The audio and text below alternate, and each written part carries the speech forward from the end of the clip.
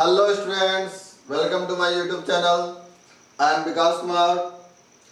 आज हम लोग क्लास 12th के सॉलिड स्टेट चैप्टर से थर्ड लेक्चर को हम जो है आज पढ़ने जा रहे हैं।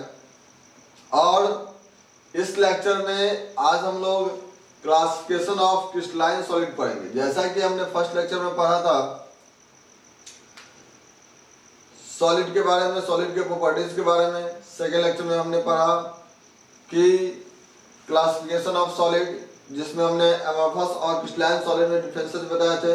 उसमें मोस्ट इंपॉर्टेंट टॉपिक हमने एनिसोट्रॉपिक और आइसोट्रॉपिक के बारे में जो डिफरेंस हमने आपको बताया था। आज जो है क्रिस्टलाइन सॉलिड और अमॉर्फस सॉलिड जो मैंने आपको डिफरेंस किया था, तो उसमें क्रिस्टलाइन सॉलिड को हम कैसे क्लासिफाई करते हैं उसके बारे में हम लोग को डिस्कशन करना है। ओके, तो आज हम लोग पढ़ने जा रहे हैं टाइप्स ऑफ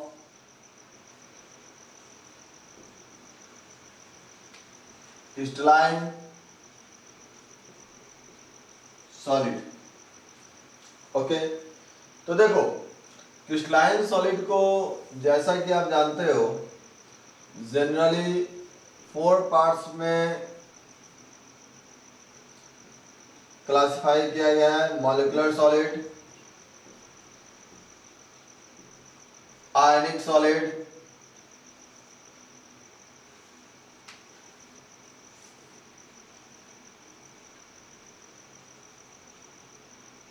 मेटालिक सॉलिड,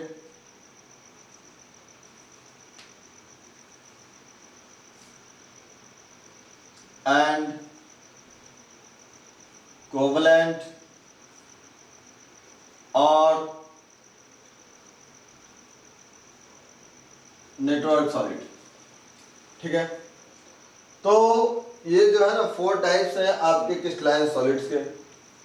तो अब ये भी जानते हो कि सभी सॉलिड के जितने भी कांस्टेंट पार्टिकल्स होते हैं वे सभी किसी न किसी फोर्स ऑफ अट्रैक्शन से एक दूसरे से काफी क्लोजली पैक्ड होते हैं। तो हम देखेंगे कि मॉलिक्यूलर सॉलिड में किस टाइप के फोर्स ऑकर होते हैं। इसमें जो होते हैं वांडर वाल फोर्स होते हैं,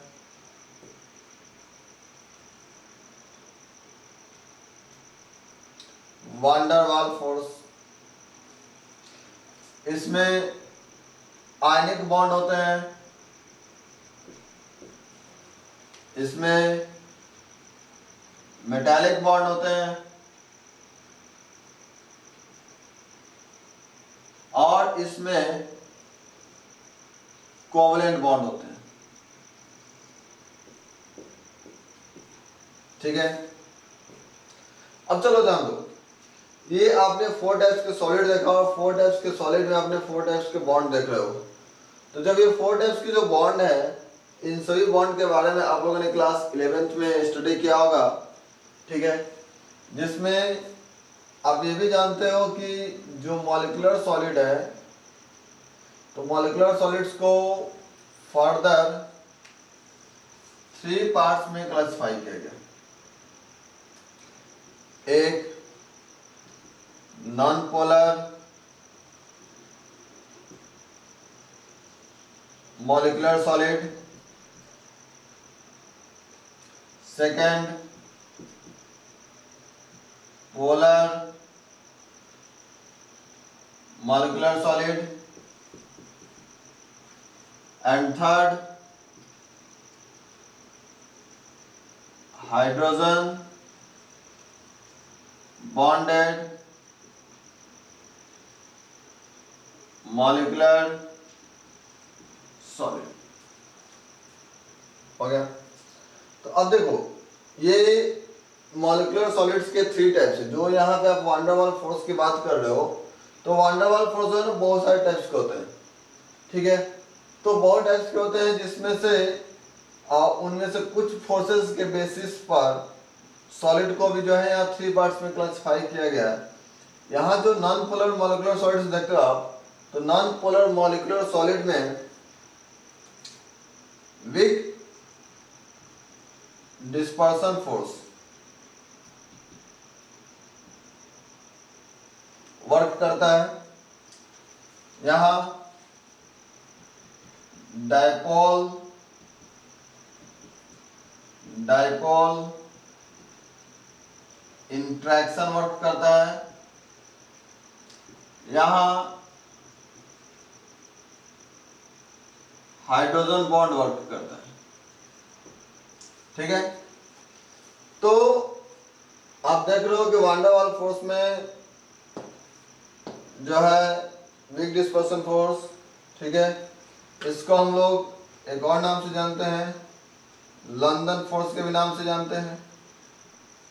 ठीक है, आप लोगों ने क्लास 11th में इसके बारे में स्टडी की होगी। यहाँ डायपोल डायपोल इंटरेक्शंस और वहाँ हाइड्रोजन बॉन्ड। तो हम ये चाहेंगे कि इन सभी क्लासिफिकेशंस को पढ़ने से पहले हम लोग थोड़ा सा रिवाइज कर लें सारे फोर्सेस के बारे में। वैसे तो आपको बता दें कि वान डेर वाल फोर्स और हाइड्रोजन बॉन्ड, ठीक है, ये दोनों वीक फोर्स में आते हैं, यानी कि यहाँ पे जो मॉलिक्यूल्स हैं, तो मॉलिक्यूल्स जो हैं वो वीक बॉन्ड के थ्रू एक दूसरे से अटैच्ड होते हैं। ठीक, स्ट्रॉन्ग बॉन्ड में आ जाते हैं ionic bond, metallic bond, covalent bond, ये सभी आ जाते हैं। ठीक है, तो ये वीक डिस्पर्सन फोर्स क्या होते हैं, ठीक है, तो जान लो। Weak dispersion force generally non polar molecules के बीच होते हैं। तो हम ये पहले जाने कि नॉन पोलर मॉलिक्यूल्स क्या होते हैं। ठीक है, तो नॉन पोलर मॉलिक्यूल्स का मतलब हो गया कि those molecules which are formed by such species which have no difference of electronegativity or having same species। ठीक है, as for example, सबसे पहले हम यहाँ नॉन पोलर मॉलिक्यूल के बारे में जानेंगे। नॉन पोलर मॉलिक्यूल, ठीक है, तो नॉन पोलर मॉलिक्यूल्स में आ जाते हैं H2, N2, O2, Cl2, Br2, ETC, बहुत सारे मॉलिक्यूल्स आते हैं। तो यहाँ पर आप क्या देख रहे हो कि हाइड्रोजन हाइड्रोजन के बीच जो बॉन्ड बने हुए हैं, ये जो मॉलिक्यूल्स बना दो आइटम मिल करके, यहाँ पे नाइट्रोजन नाइट्रोजन के बीच जो बॉन्ड बना, ऑक्सीजन ऑक्सीजन के बीच जो बॉन्ड बना, तो आप यहाँ पे देख रहे हो क्या कि दोनों स्पेसीज क्या है, सेम। जब दोनों स्पेसीज सेम है तो यहाँ पर इलेक्ट्रोनेगेटिविटी का जो डिफरेंस है वो जीरो है। तो इलेक्ट्रोनेगेटिविटी के डिफरेंस से यहाँ पर पोलैरिटी क्रिएट नहीं होती। यहाँ भी सेम कंडीशन है, यहाँ भी सेम कंडीशन है, तो ये तो है सेम स्पेसीज से। अगर हम बात करें CO2 का, तो CO2 में क्या होता है कि डिफरेंट स्पेसीज तो होते हैं, बट इसके डायपोल मोमेंट का जो वेक्टर रिप्रेजेंटेशन होता है वो इस तरीके से होता है। जो इलेक्ट्रोनेगेटिव होते हैं उसकी तरफ हेड देते हैं, जो इलेक्ट्रोपॉजिटिव होते हैं वो उसकी तरफ टेल देते हैं। ठीक है, तो यहाँ से माइनस, यहाँ प्लस, यहाँ माइनस, यहाँ प्लस। अब यहाँ पे जब हम डायपोल मोमेंट का वेक्टर साइन देख रहे हैं तो क्या है, एक दूसरे के अपोजिट डायरेक्शन में। तो अपोजिट डायरेक्शन में होने के कारण यहाँ पे डायपोल मोमेंट क्या होगा, जीरो होगा। तो डायपोल मोमेंट यहाँ पे जीरो, तो जब डायपोल मोमेंट जीरो, तो डायपोल मोमेंट उन्हीं स्पेसीज का होता है जो पोलर नेचर का होता है। अगर डायपोल मोमेंट जीरो है तो वो क्या है, नॉन पोलर है। तो इस बात को हमेशा ध्यान रखोगे कि ये सभी जो है नॉन पोलर मॉलिक्यूल्स। अब नॉन पोलर मॉलिक्यूल्स के बीच, ठीक है, नॉन पोलर मॉलिक्यूल्स के बीच जो है ना वीक डिस्पर्सन फोर्स वर्क करते हैं। कैसे करते हैं, तो आप इन सारी बातों को लिख लो, ठीक है, और लिखते चलो। ये भी कुछ बेसिक बात हम आपको बता रहे हैं, जो बेसिक बातें आपको इन सभी के डिफरेंसेस को स्टडी करने में काफ़ी हेल्पफुल होगा। ओके, तो यहाँ से ये चीज़ हो गया नॉन पोलर मॉलिक्यूल्स के बारे में। अब देखो कि यहाँ पर जो है फोर्स ऑफ अट्रैक्शन कैसे होते हैं। ठीक है, यहाँ पे जैसे सपोज करो आपके पास कोई एक ए मॉलिक्यूल, ठीक है, और दूसरा भी ए, ये दोनों क्या है, नॉन पोलर है, यानी कि इनके ऊपर कोई चार्ज अवेलेबल नहीं है। ये भी नॉन पोलर है, इसके ऊपर भी कोई चार्ज अवेलेबल नहीं है। तो यहाँ पे अगर मान लो कि प्लस साइन देते हैं,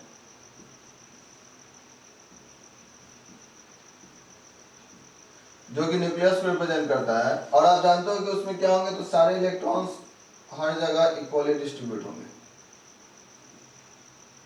इक्वली डिस्ट्रीब्यूट है, तो इक्वली डिस्ट्रीब्यूट होने के कारण, ठीक है, ये नॉन पोलर है। लेकिन जैसे जैसे ये एक दूसरे के क्लोज आते हैं तो मॉलिक्यूल्स मॉलिक्यूल्स के बीच थोड़ा बहुत इंटरेक्शंस होता है। तो उस मॉलिक्यूल्स के बीच इंटरेक्शंस कैसे बनेगा, तो जब इनको क्लोज लाया जाएगा तो क्लोज लाने पर इलेक्ट्रॉन्स जो है वन साइडेड कलेक्ट हो जाएंगे।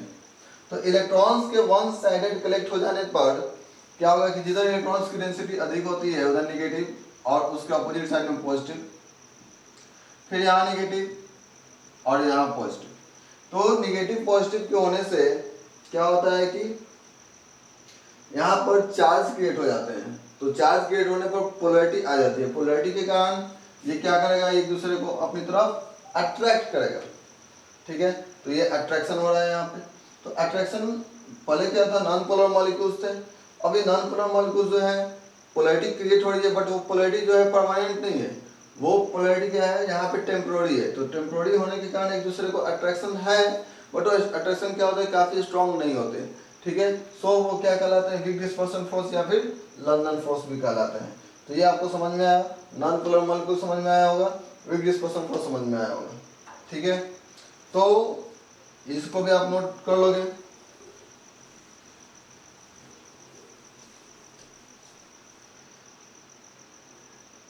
अब रही बात कि यहाँ हम लोग पढ़ेंगे पोलर मॉलिक्यूल्स के बारे में। पोलर मॉलिक्यूल्स क्या होते हैं, तो polar molecules the molecules which have electronegativity differences between their particles or having dipole moment। ठीक है, तो यहाँ पर HCl की बात करते हैं हम। ठीक है, तो HCl में आप देख रहे हो कि यहाँ पर हाइड्रोजन और क्लोरीन के बीच बॉन्ड का फॉर्मेशन हुआ है। ठीक है, बट ये दोनों क्या है, डिफरेंट इलेक्ट्रोनेगेटिविटी वाले स्पेसीज हैं। सो यहाँ पर नेगेटिव तो यहाँ पर पॉजिटिव बनेंगे। तो यहाँ नेगेटिव बन रहा है, यहाँ पॉजिटिव। अभी नेगेटिव पॉजिटिव जो चार्ज यहाँ पर अवेलेबल है वो उसके नेचर के कारण और उनके बीच इलेक्ट्रोनेगेटिविटी डिफरेंसेस के कारण। तो ये जो चार्ज है ना वो परमानेंट है, ये टेम्पोररी नहीं है, ये इसके ऊपर अवेलेबल रहता है। तो अवेलेबल होने के कारण ये ऑलवेज जो है ना अपने पोलर नेचर को शो करेगा, और जब हमेशा पोलर नेचर को शो करेगा तो ये क्या कहलाएगा, पोलर मॉलिक्यूल्स कहलाएगा। अब ऐसे ऐसे पोलर मॉलिक्यूल्स हम और भी ले लें, जैसे HCl हम ले लें, तो यहाँ भी प्लस, यहाँ माइनस, यहाँ हम ClH ले लें तो यहाँ माइनस, यहाँ प्लस। ठीक है, यहाँ Cl और H ले लें, प्लस और माइनस। ठीक है, तो अब देख रहे हो कि ये जो मॉलिक्यूल्स हैं, अब ये दो मॉलिक्यूल्स थे यहाँ पे। अब इन दोनों मॉलिक्यूल्स के एक हाइड्रोजन एटम और एक क्लोरीन एटम एक दूसरे को अपनी तरफ अट्रैक्ट कर रहा है। तो यहाँ पर डायपोल क्रिएट होते हैं। डायपोल मीन्स दो पोल, यानी कि एक पॉजिटिव और एक नेगेटिव। यहाँ भी डायपोल क्रिएट हो रहे हैं, तो ये दोनों एक दूसरे को क्या कर अपनी तरफ अट्रैक्ट कर रहे हैं। तो अट्रैक्शन के कारण इनके बीच जो भी फोर्स ऑफ अट्रैक्शन से, यहाँ भी आप देख रहे हो, यहाँ भी आप देख रहे हो, यहाँ भी आप देख रहे हो, इन सभी के बीच क्या होगा, फोर्स ऑफ अट्रैक्शन होंगे। तो इस वीक डिस्पर्सन फोर्स के रिस्पेक्ट में अगर देखा जाए तो डायपोल डायपोल इंटरेक्शंस का फोर्स ऑफ अट्रैक्शंस क्या होता है, तो अधिक होता है। ठीक है, तो जब यहाँ पे फोर्स ऑफ अट्रैक्शंस अधिक होंगे तो इसके मेल्टिंग पॉइंट भी क्या होंगे, इसके रिस्पेक्ट में हाई नहीं होंगे। तो ये बात तो क्लियर हुई। ठीक है, कि पोलर मॉलिक्यूल्स में किस टाइप के बॉन्ड का फॉर्मेशन हो रहा है, तो डायपोल डायपोल इंटरेक्शंस हो रहे हैं। ये चीज क्लियर है, इसको हम मिटा दें।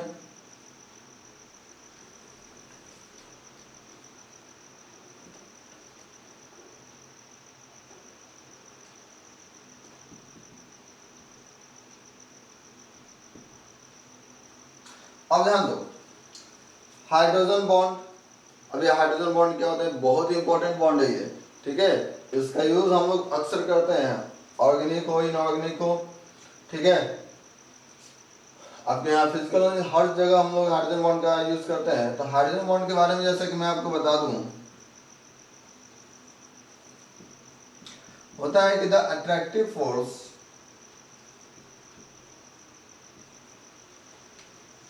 Between the hydrogen atom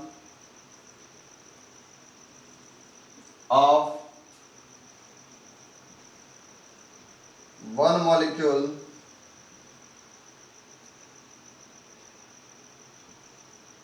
and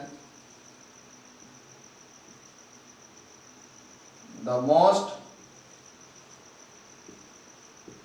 electronegative atom of another molecule. चलो यहाँ ध्यान दो. The attractive force between hydrogen atom of one molecules and the most electronegative atom of another molecules. जैसे सपोज अब यहाँ मोस्ट इलेक्ट्रोनेगेटिव एटम में कौन कौन से आ जाते हैं, तो इसमें आ जाते हैं फ्लोरीन, ऑक्सीजन और नाइट्रोजन. इसको आप फोन से याद रख सकते हो. फोन एक ट्रिक है. फ्लोरीन, ऑक्सीजन, नाइट्रोजन, ये तीनों जो है वो मोस्ट इलेक्ट्रोनेगेटिव स्पेसीज है. तो जैसे कि मान लो HF है, एक मॉलिक्यूल हो गया हाइड्रोजन फ्लोराइड, दूसरा HF है, तीसरा HF है. तो आप देख रहे हो, अब जानते हो कि ये क्या है, ये पोलर मॉलिक्यूल्स होंगे कि नॉन पोलर.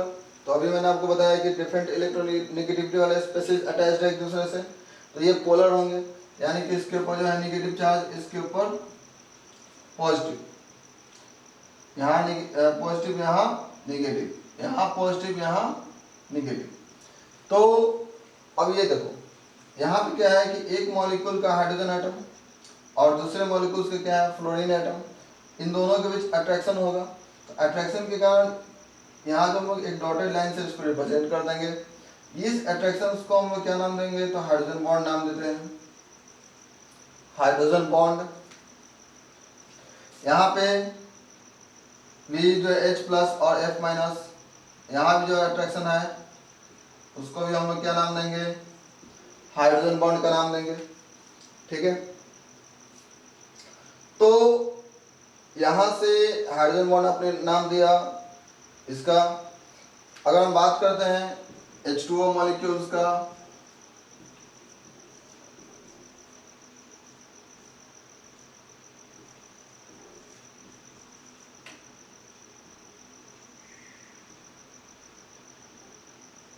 ठीक है.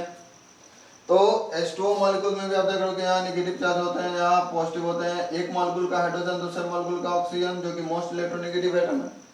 तो यहाँ पे अट्रैक्टिव फोर्स होगा, ये भी हाइड्रोजन बॉन्ड बनाएंगे. सिमिलरली NH3 के बीच भी क्या होगा, हाइड्रोजन बॉन्ड बनेगा. अब आप ये सोच रहे हो कि यहाँ HCl था, यहाँ भी तो पॉजिटिव और यहाँ भी नेगेटिव था, यहाँ भी नेगेटिव, यहाँ पॉजिटिव था, तो इनके बीच हाइड्रोजन बॉन्ड क्यों नहीं बन गया. तो क्योंकि यहाँ भी अट्रैक्टिव फोर्स है, बट वो अट्रैक्टिव फोर्स उतने स्ट्रॉन्ग नहीं होंगे जितना कि यहाँ पे फ्लोरीन और हाइड्रोजन के बीच में होगा. सो ये डायपोल डायपोल इंडक्शंस कहलाएंगे और ये हाइड्रोजन बॉन्ड कहलाएंगे. ये डिफरेंसेस होते हैं. ठीक है.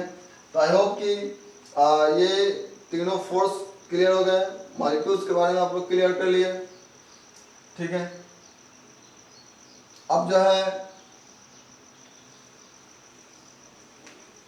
इसको आप नोट कर लेना. इससे पहले जो है वीडियो पॉज करके. अब जो है आयनिक बॉन्ड. ठीक है. तो आयनिक बॉन्ड के बारे में जैसा कि आप जानते हो कि the attractive force between cations and ions.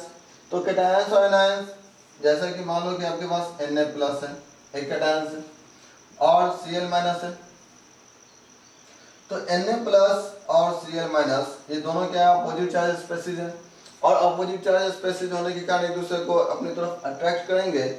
तो अट्रैक्शन से इनके बीच जो फोर्स ऑफ अट्रैक्शन होते हैं वो होते हैं इलेक्ट्रोस्टैटिक फोर्स.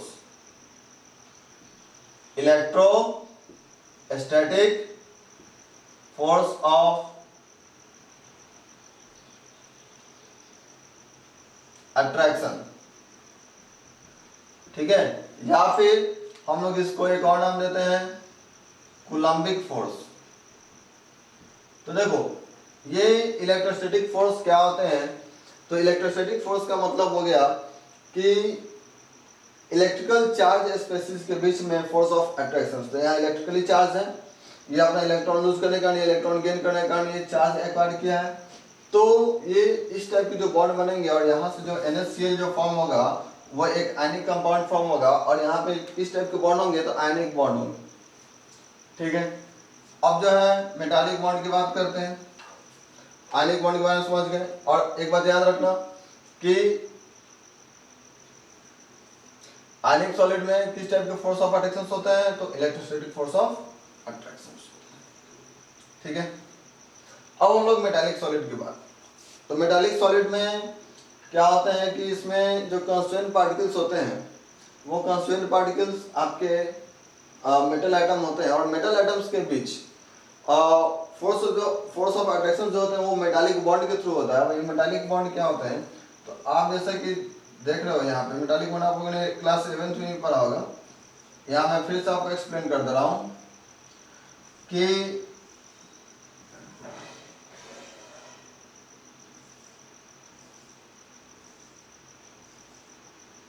यहाँ मेटल आइटम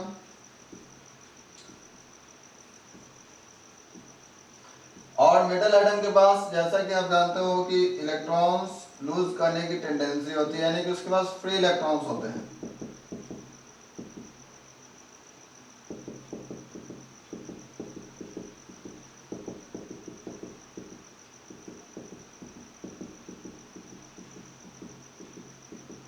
ये समझ लो कि यहाँ पर जो मेटल आइटम के अराउंड काफी अधिक इलेक्ट्रॉन होते हैं, सी ऑफ इलेक्ट्रॉन कहा जाता है इसे, यानी कि इलेक्ट्रॉन का समुंदर। ठीक है, और उस इलेक्ट्रॉन फ्री इलेक्ट्रॉन के कारण,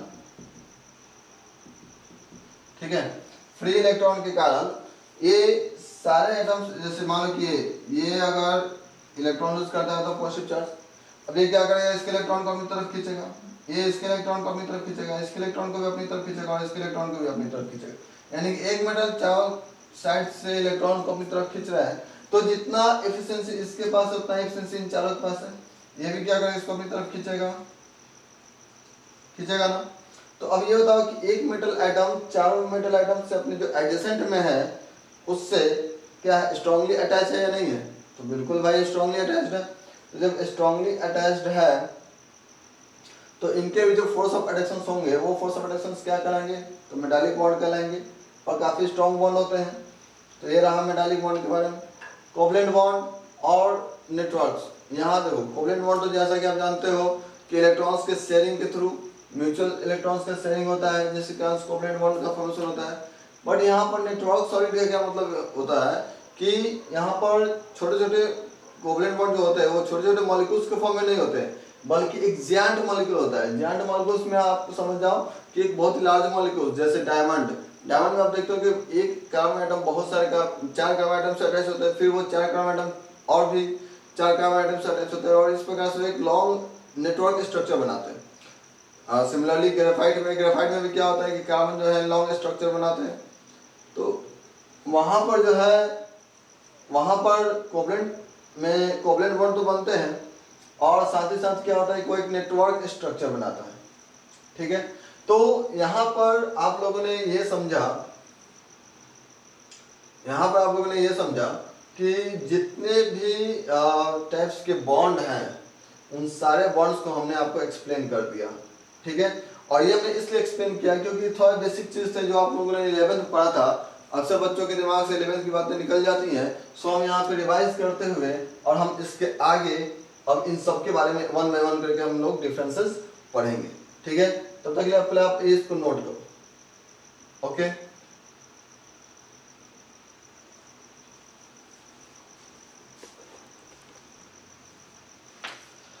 हाँ तो बच्चों अब जो है आपने नोट कर लिया होगा।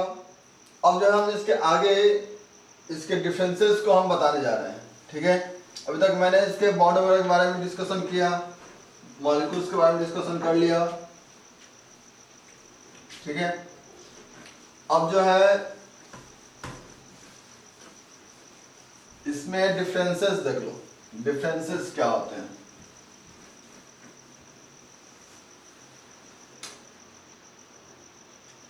सबसे पहले हम लोग मॉलिक्यूलर सॉलिड्स के बारे में डिस्कशन करेंगे।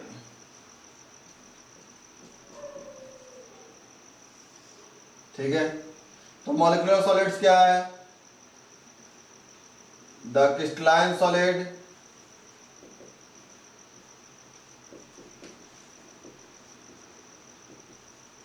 which are made up of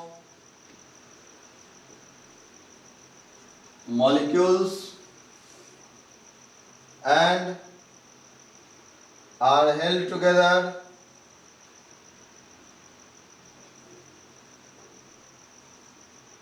by weak force of attraction such as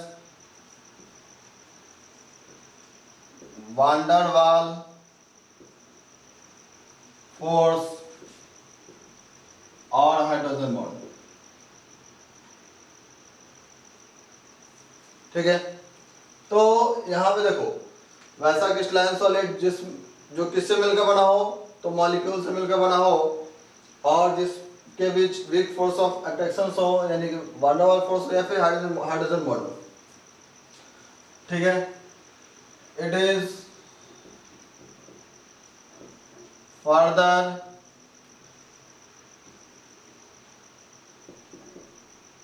classified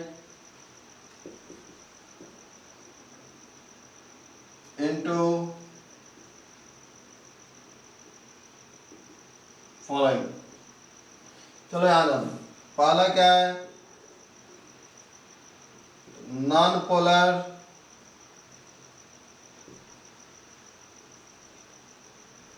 molecular solid. तो non polar molecular solids,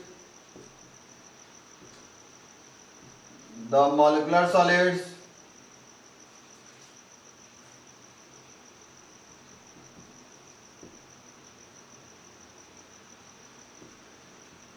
which are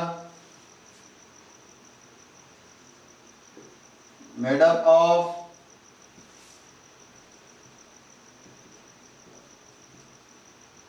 non-polar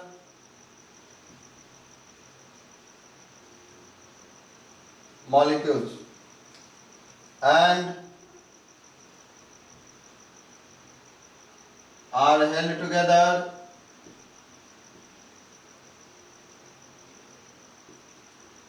by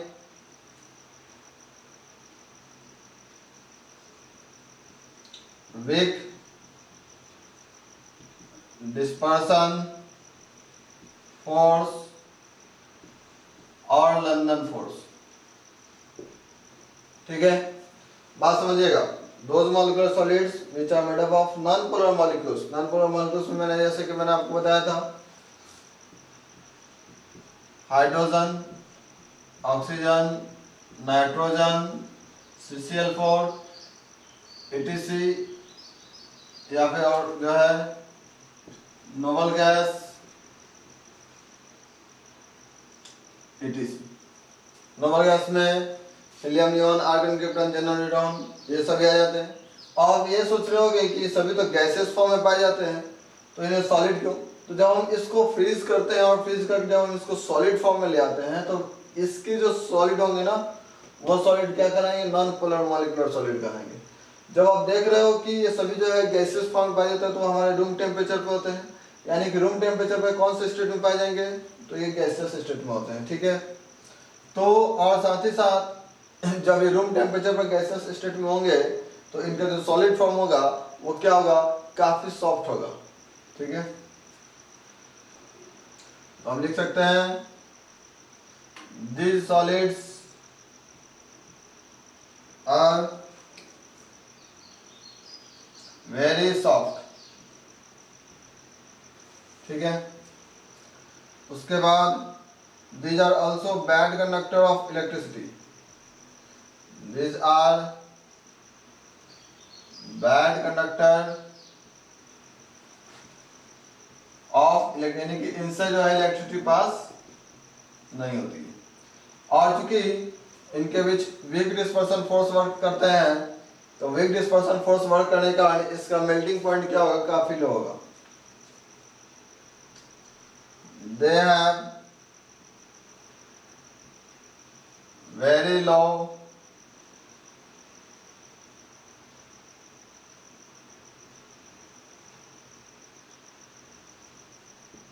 melting point, ठीक है, and they exist as liquid और gaseous state at room temperature. They exist as liquid or gaseous state at room temperature. यहाँ से उसके बाद तो ये सारे प्रॉपर्टीज हो गए, तो ये नॉन पोलर मॉलिक्यूलर सॉलिड्स के प्रॉपर्टीज हो गए, ठीक है। अब जब हम लोग पोलर मॉलिक्यूलर सॉलिड्स बनाइए, इसको आप लिख लो।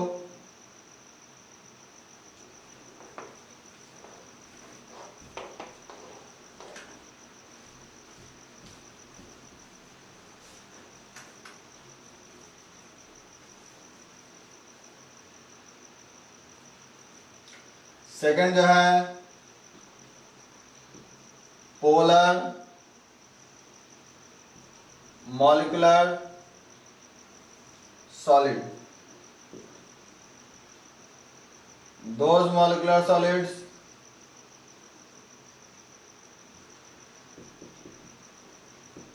in which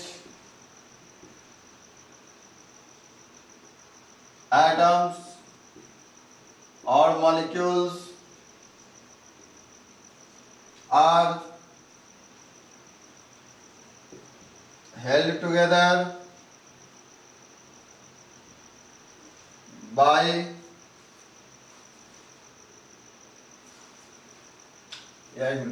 those molecular solids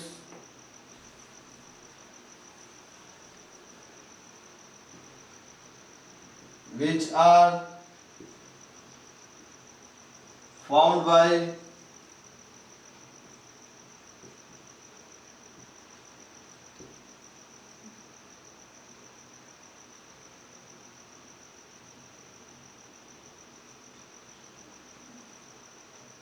polar molecules in which molecules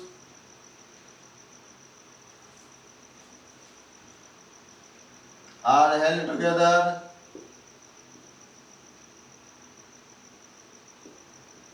by dipole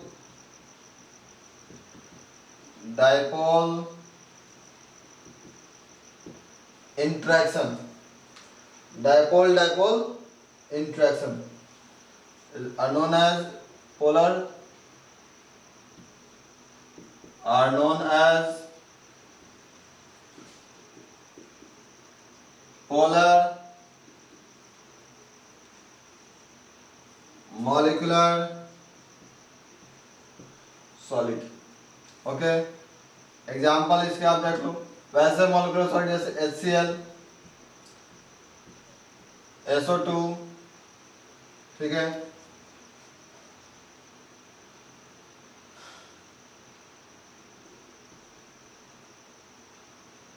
NF3, ये सभी क्या है, तो ये सभी जो है polar molecules, PCl3 etc. Okay, तो यहाँ से आप देख रहे हो पोलर मॉलिक्यूल्स और इनके बीच क्या बनते हैं भाई, पोलर मॉलिक्यूल्स होता है, इनके बीच क्या होता है, तो डायपोल इंटरेक्शन होता है, जैसे कि मैंने अभी कुछ देर पहले आपको समझाया। अब जो है इसके कुछ प्रॉपर्टीज देख लो, तो देखो जब ये क्या होता है, तो इनके बीच जो है वान डेर वाल्स फोर्स ये होते हैं, तो वो वीक फोर्स होते हैं, तो दीज आर सॉफ्ट सॉलिड। ये क्या होता है बाबू, तो ये सॉफ्ट सॉलिड होते हैं।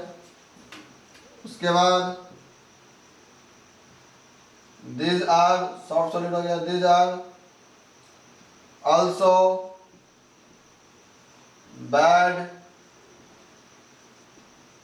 Conductor of electricity, bad conductor of, ये भी क्या होता है, तो इलेक्ट्रिसिटी के बैड कंडक्टर ही होते हैं। अब देखो इनके बीच किस टाइप का फोर्स ऑफ अट्रैक्शन से, तो डायपोल डायपोल इंटरेक्शन से।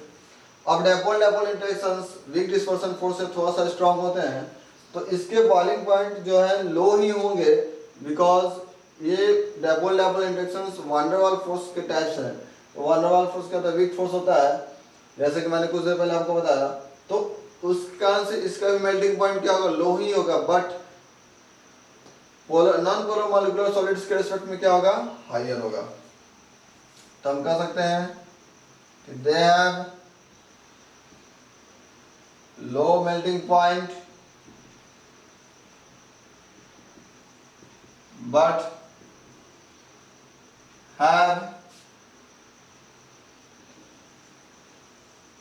higher melting point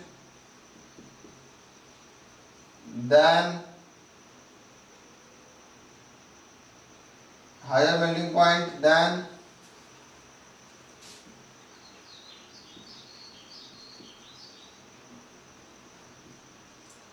non-polar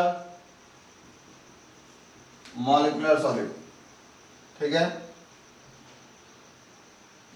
उसके बाद they also exist as liquid और gaseous state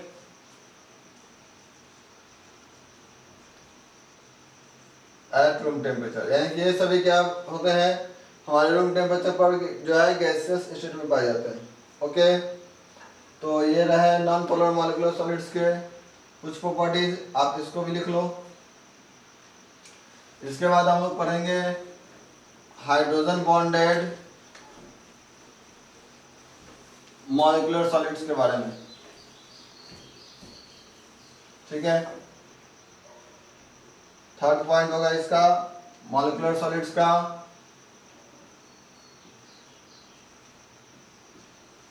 hydrogen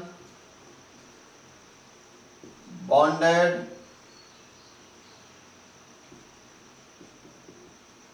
molecular solids.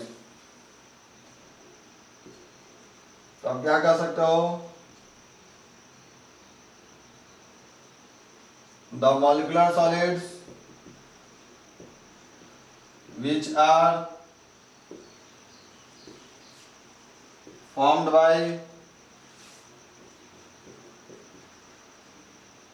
polar covalent molecule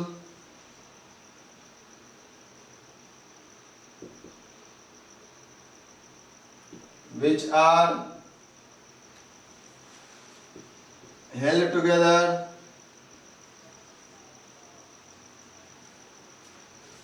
by hydrogen bond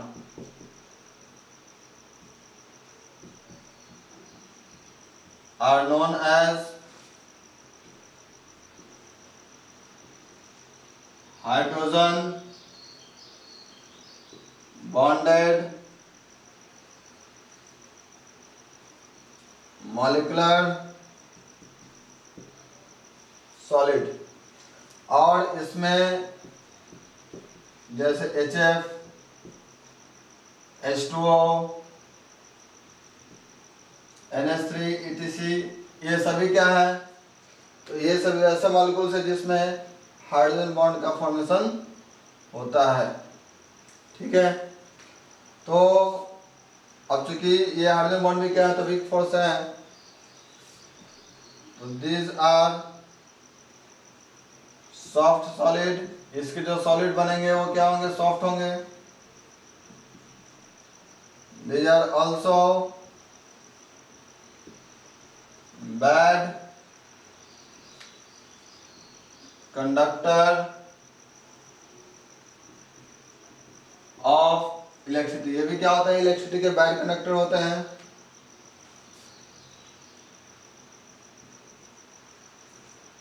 they have high melting point,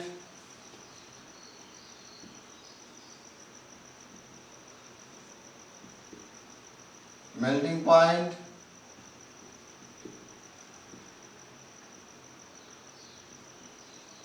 then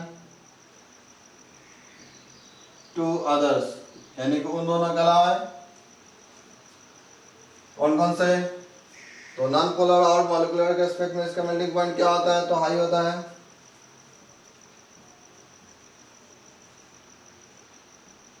they exist as soft solid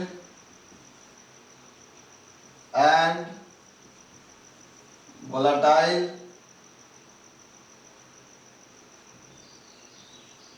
liquid at room temperature. ये room temperature पे क्या होता है? Volatile liquid के form में या फिर soft solid के फॉर्म में पाए जाते हैं। ठीक है, तो ये रहे आपके मॉलिक्यूलर सॉलिड्स के 3 टाइप्स के सारे प्रॉपर्टीज। ठीक है, अब हम लोग जो है डिस्कशन करेंगे मॉलिक्यूलर सॉलिड हो गया, आयनिक सॉलिड के बारे में।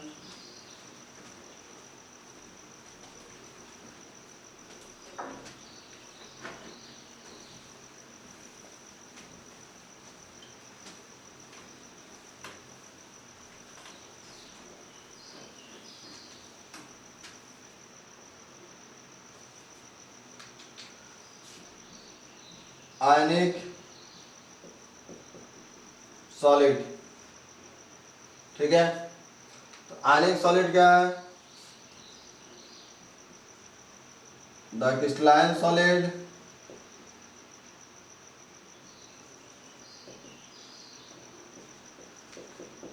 in which constituent particles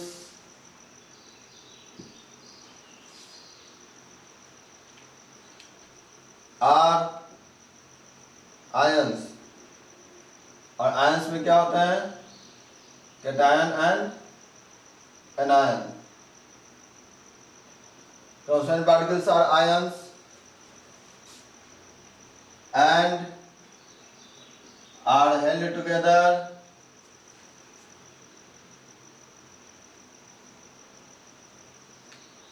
by a strong electrostatic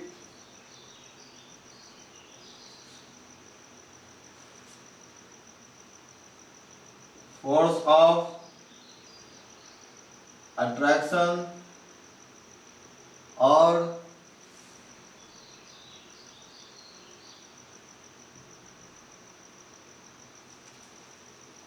coulombic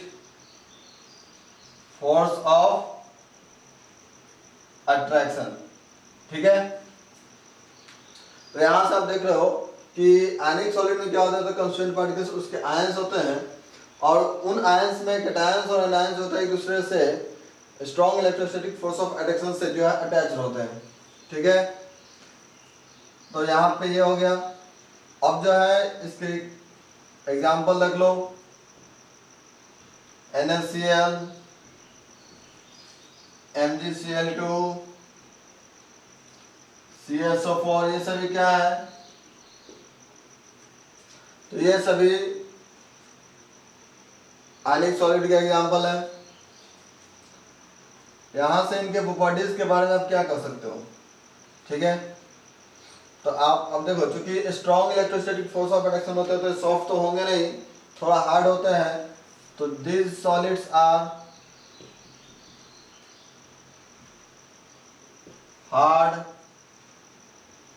अब हार्ड होने के साथ साथ ये वैसे सॉलिड होते हैं जो ब्रिटल नेचर के होते हैं, इसको जब बीट करोगे तो वह पाउडर फॉर्म में कन्वर्ट हो जाएगा। these solids are hard and brittle in nature। Okay, उसके बाद यहां से these solids are hard and brittle in nature and after that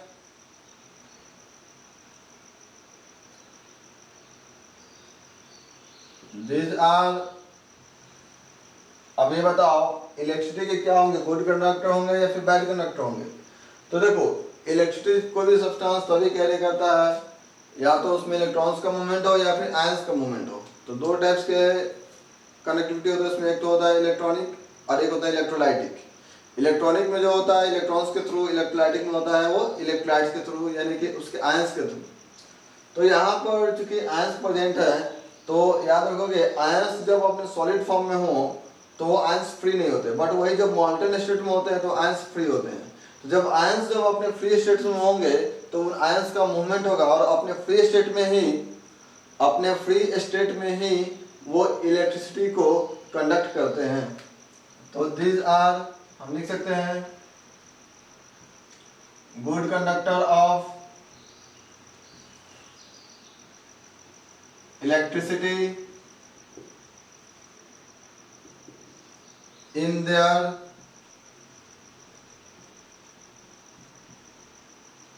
molten state due to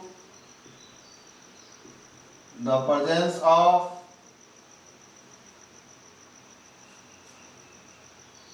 free ions, free ions, while these are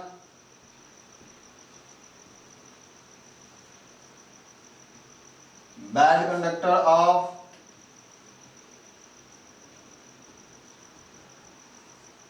electricity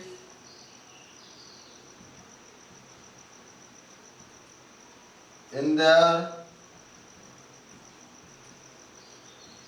solid state due to the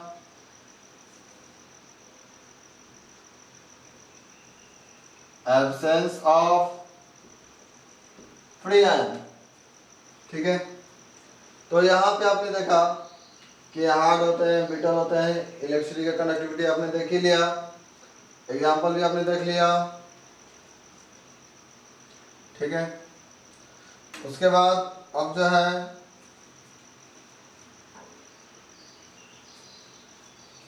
इसको मिटा दे रहे हैं, आयनिक सॉलिडों में।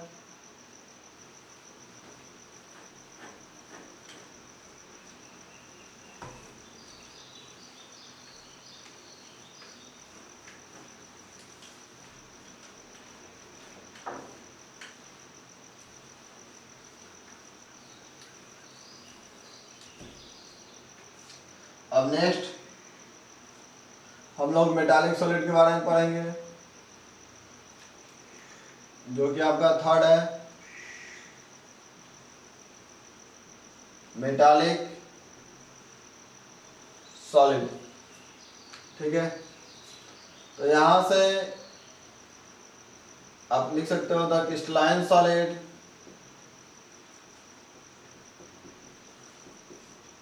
in which constituent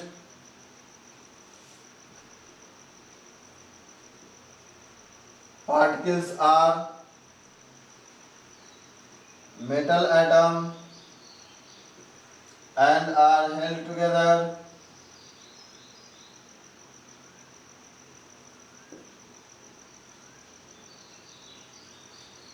by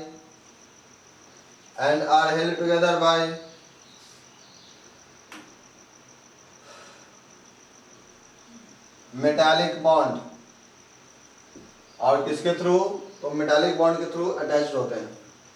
ठीक है, यहाँ से अब जो है एग्जाम्पल आप ले सकते हो iron, aluminium, nickel, rubidium etc, ये सभी मेटल है। और अब बताओ कि इनके बीच जो है मेटालिक बॉन्ड बनता है। जो मेटालिक बॉन्ड क्या होते हैं? काफ़ी स्ट्रांग बॉन्ड होते हैं। जब मेटालिक बॉन्ड काफ़ी स्ट्रांग बॉन्ड होंगे तो उस सब्सटेंस का जो नेचर होगा वो क्या होगा? तो हार्ड होगा। तो आप लिख सकते हैं यहाँ पे these solids are हार्ड। ठीक है, ये सॉलिड्स क्या होते हैं, हार्ड होते हैं। अब ये था क्या ये ब्रिटल होंगे, तो जी नहीं, मेटल जो होते हैं वो ब्रिटल नहीं होते, बल्कि मेटल जो होते हैं मैलिएबल और डक्टाइल नेचर के होते हैं। कि आप बीट करो तो थिन शीट में, या फिर स्ट्रेच करो तो लॉन्ग वायर में कन्वर्ट हो सके। तो these solids are malleable and ductile in nature। ठीक है, उसके बाद अब देखो, चूंकि मेटल आइटम क्या होते हैं, तो मेटल आइटम जानते हो कि जिसके पास इलेक्ट्रॉन्स को लूज करने की टेंडेंसी होती है, और मेटालिक सॉलिड में मेटल आइटम के around sea of free electrons होते हैं। तो सी ऑफ फ्री इलेक्ट्रॉन्स होने के कारण उन इलेक्ट्रॉन्स का मूवमेंट इजी में होता है, और वो इलेक्ट्रिसिटी को इजीली जो है कंडक्ट करते हैं। सो हम कह सकते हैं यहां से these are good conductor of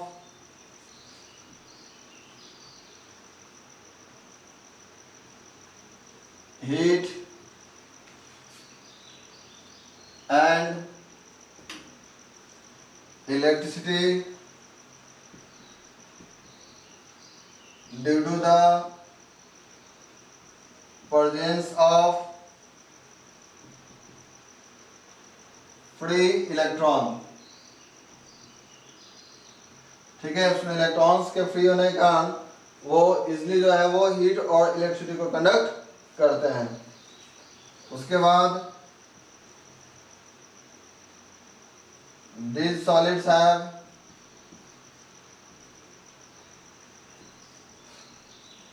high melting point,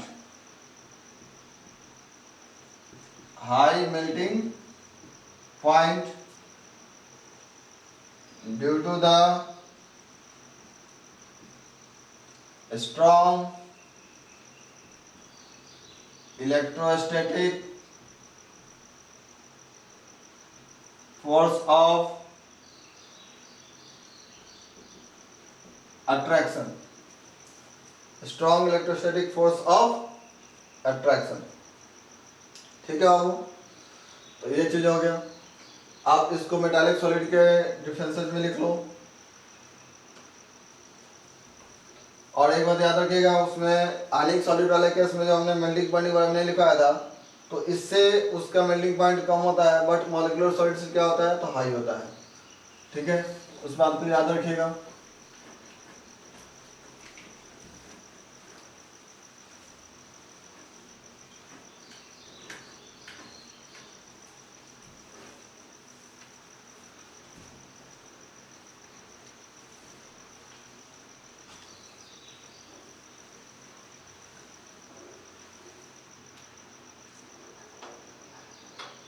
अब जो है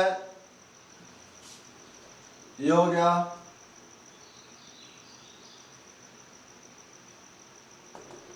अब हम लोग को पढ़ना है कोवलेंट और नेटवर्क सॉलिड के बारे में। ठीक है, तो ये क्या होते हैं, इस बात को जो समझोगे आप। The crystalline solid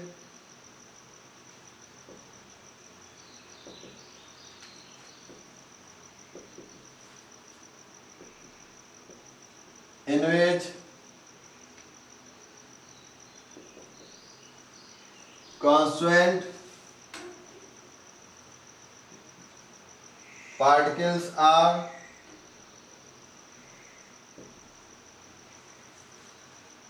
non-metal atom। Constant particles क्या होते हैं, तो नॉन मेटल आइटम होते हैं, and are held together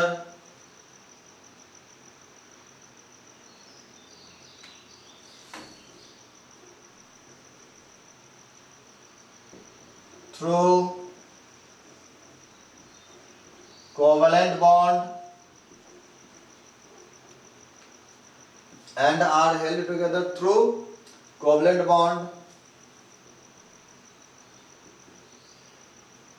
covalent bond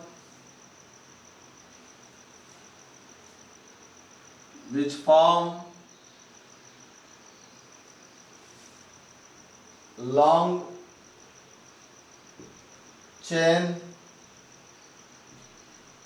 molecule, यहाँ पे इसको क्या कहा जाता है, also called giant molecule, also called giant molecules. तो यहाँ पे ध्यान दो, the crystalline solid in which constituent particles are non-metal atom. non-metal atom होते हैं, चूंकि non-metal atom के बीच क्या होता है कि इलेक्ट्रॉन्स का शेयरिंग होता है, और जब शेयरिंग होगा तो कोवेलेंट बॉन्ड बनेंगे, और जो वो कोवेलेंट बॉन्ड बनाते हैं तो कोवेलेंट बॉन्ड स्मॉल मॉलिक्यूल्स तक नहीं बल्कि एक लॉन्ग चेन बनाते हैं जो एक जेंट मॉलिक्यूल्स के नाम से जाने जाते हैं। ठीक है, तो long chain molecules are called covalent solid. क्या कहलाते हैं, कोवेलेंट सॉलिड कहलाते हैं। ओके, अब जो है इसके कुछ एग्जांपल्स हैं। एग्जांपल में जैसे मान लो कि डायमंड, कार्बन का ही चेन होता है, डायमंड कार्बन का लॉन्ग चेन बनाता है। कार्बन के जो होते हैं वो ग्रेफाइट होते हैं। सिलिकॉन कार्बाइड,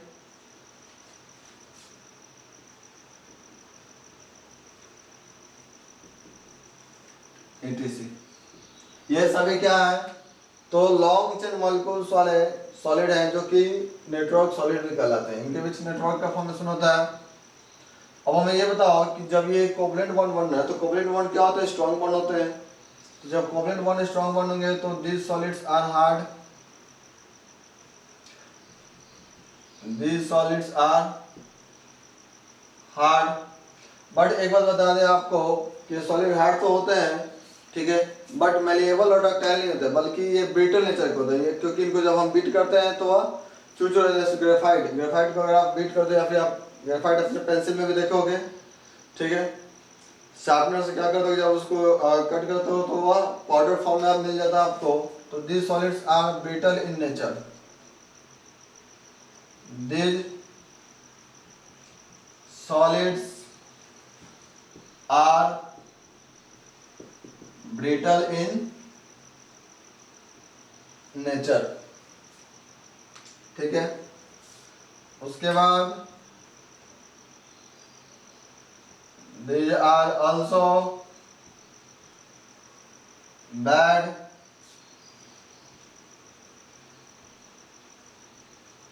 conductor of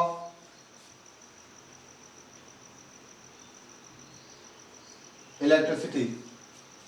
और देखिए ये क्या होते हैं, तो इलेक्ट्रिसिटी के बैड कंडक्टर होते हैं। यहाँ एक्सेप्शन चले आते हैं,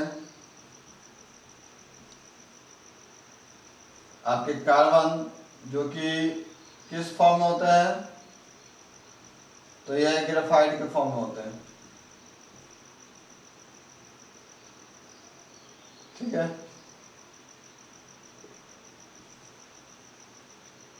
वो ग्रेफाइट क्या होता है, तो इलेक्ट्रिसिटी के क्या होते हैं, तो बैड कंडक्टर नहीं बल्कि गुड कंडक्टर होते हैं। ठीक है, उसके बाद these solids have extremely high melting point। In solids के पास क्या होता है, तो एक्सट्रीमली हाई मेल्टिंग पॉइंट होता है। तो एक्सट्रीमली हाई मेल्टिंग पॉइंट का मतलब कि उसके लिए टेम्परेचर को काफी अधिक देना पड़ता है। रीजन क्या है, नेटवर्क सॉलिड बनाना। ये एक दूसरे से इतने ज्यादा 3 डायमेंशनली नेटवर्क सॉलिड बनाते हैं कि उनको तोड़ना, उनको मेल्ट करना काफी मुश्किल होता है। तो उसके लिए हम ज्यादा से ज्यादा टेम्परेचर इसको हम प्रोवाइड करते हैं। तो ये हो गया आपके नेटवर्क सॉलिड और कोवलेंट सॉलिड, और उसके साथ साथ प्रॉपर्टीज। तो यहाँ पर आप लोगों ने सॉलिड्स के सारे टाइप्स के बारे में फुल्ली डिस्कशन कर लिया। ठीक है, टोटल जो है थ्योरी से कंप्लीट हो गए। अब इससे रिलेटेड कुछ क्वेश्चन जो है आप थ्योरी टाइप्स कुछ क्वेश्चंस होंगे तो आप उसे सॉल्व कर लोगे। नेक्स्ट हम लोग लेक्चर में, ठीक है, क्रिस्टल लैटिस के बारे में हम डिस्कशन करेंगे, जो कि वहाँ से हम लोग का कुछ आगे जो चल के न्यूमेरिकल्स वगैरह भी हमको बनाने को मिलेंगे। यहाँ तक न्यूमेरिकल्स नहीं, यहाँ से 3 टाइप्स क्वेश्चंस मिलेंगे, और इससे रिलेटेड जितने भी क्वेश्चंस होंगे अगर आपको चाहिए तो आप हमें जो है मेरे व्हाट्सएप नंबर पे मैसेज करके उसका PDF आप ले सकते हो, ठीक है, वो आपको मिल जाएंगे वहाँ पे। तो आप इसको नोट कर लो, और नोट करने के बाद हम जो है नेक्स्ट लेक्चर की हम बढ़ेंगे, ठीक है। तो तब तक के लिए थैंक्स।